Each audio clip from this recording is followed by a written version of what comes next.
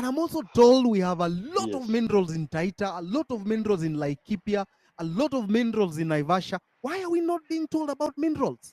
Very good, Eric. First, you have to understand that Kenya as a country, as per our geological surveys, we have about 970 minerals in existence in Kenya. That begs the question, what is the biggest interest in Kenya with these globalists? Today, you and I will agree that the largest owners of land in this country are not Kenyans. After the government, the largest owners of land in this country are the British.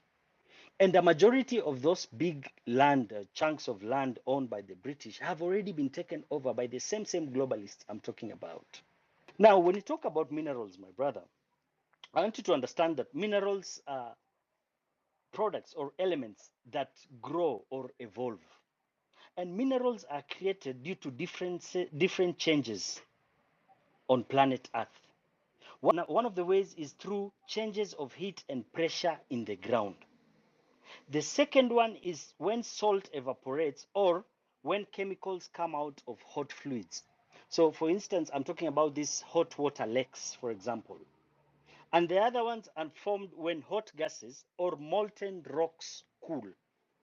So, when you have that in your back at the back of your head, you have to understand where to find these activities. So, when you talk of heated areas or areas with heated activities on the ground, I'm talking of activities like volcanic mountains or activities like geothermal. When you talk of boiling waters, we talk about areas like where we have what we call boiling lakes, for example, Bogoria, Baringo, Elementaita, Magadi, and all the sort. When you talk of volcanic mountains, how many volcanic mountains do we have in Kenya? We have Mount Kilimanjaro, we have Mount Kenya, we have Mount Longonot, we have Elgon. These mountains, as much as they are not active, but deep down, the volcanic activity is still taking place. It's only that it is not active. So you ask yourself, where do we have these activities in Kenya? When you talk of the volcanic mountains, we have one in Kilimanjaro, we have one in Naivasha area, and one in Mount Kenya area.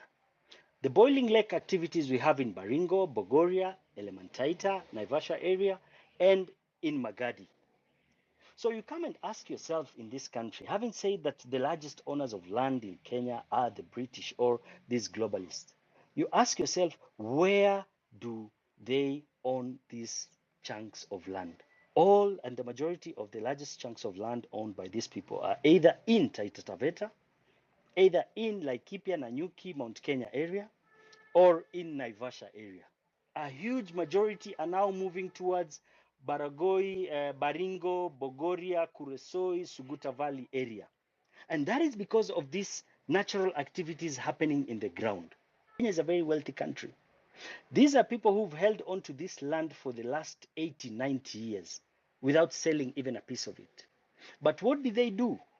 Most of them demarcated or they turned those pieces of land into what we call national parks or conservancies.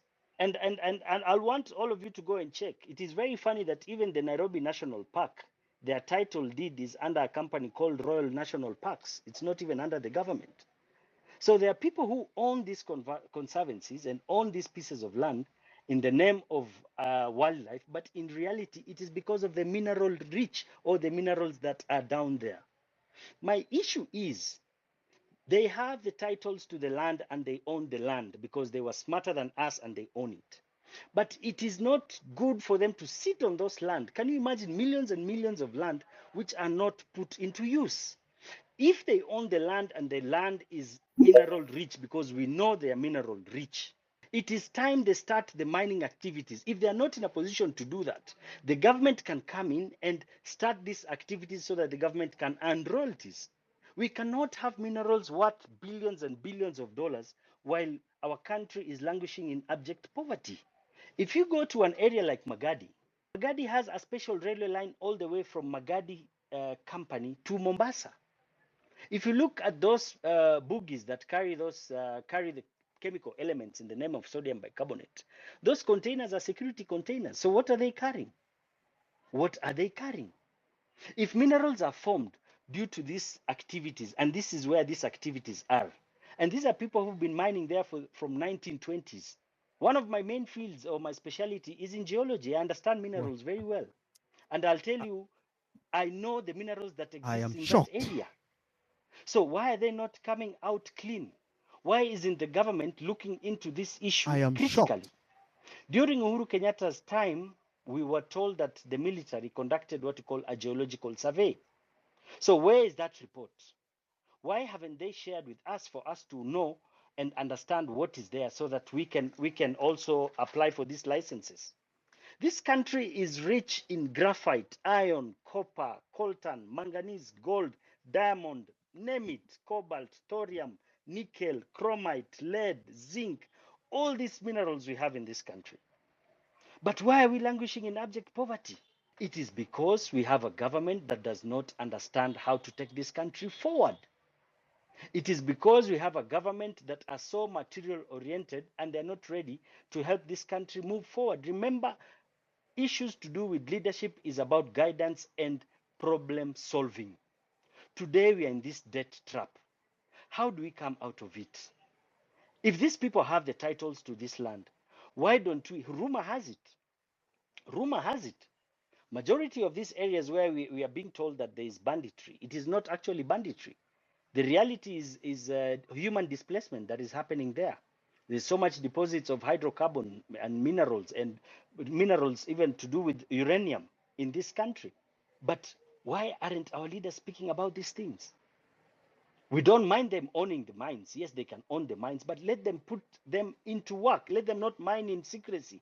Once they put them into work, they're going to create employment, they're going to build amenities around the area, and that is where we will solve our problems. Remember, economic liberation should be our core objective in taking this Yes, country forward. economic The liberation. biggest problem we have in Yes, this country, yes, economic liberation. The moment we are economically empowered, let me tell you, Eric, we will solve all these other problems in thank you this very country. much. We'll come to you for the solution.